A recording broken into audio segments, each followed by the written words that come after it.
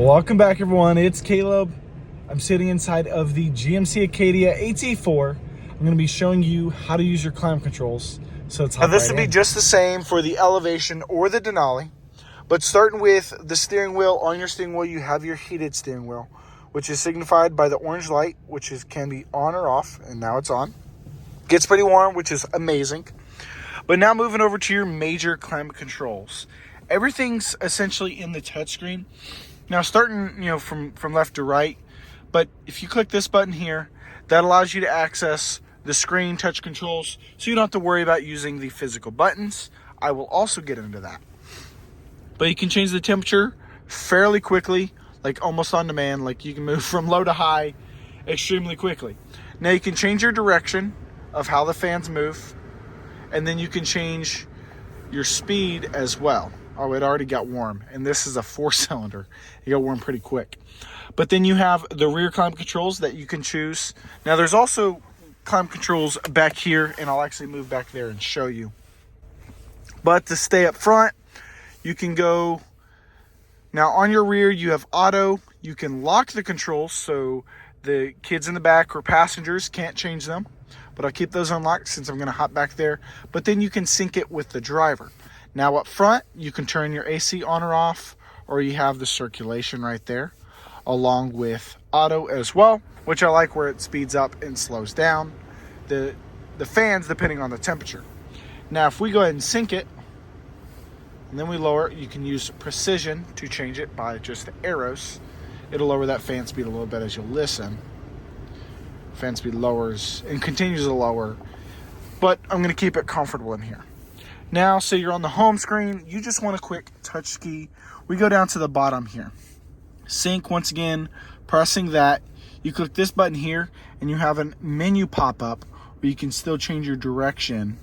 And it gives you a little icon to show the differences here on what you're actively interacting with.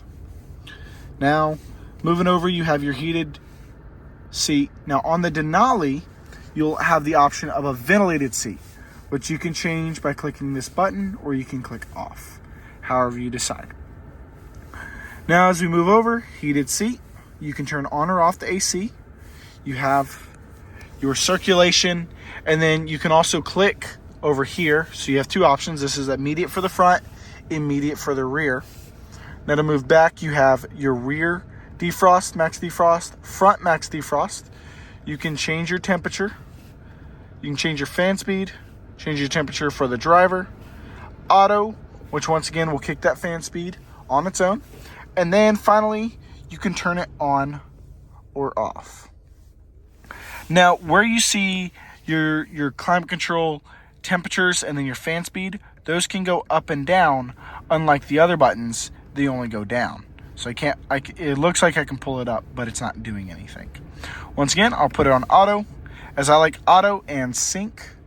Just about every time I'm in a vehicle, it's my favorite option. So let's go ahead and move out to the back.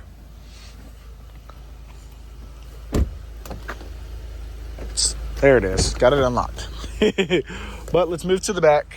We're going to lift this seat up. Now, this is one thing I missed on the Enclave. It just didn't go over, I should say more. But you have your climate controls back here. You have a quick button for auto.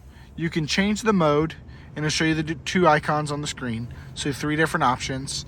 Your fan speed here by turning this dial.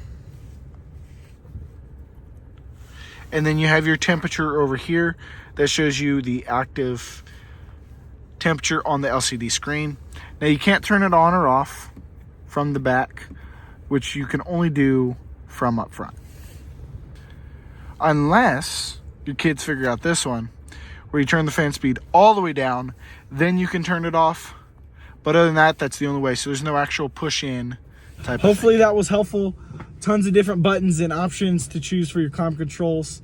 But I hope I've simplified it and helped you with a good depth on walkthrough. Hope y'all having a great day. I'll see y'all on the next one.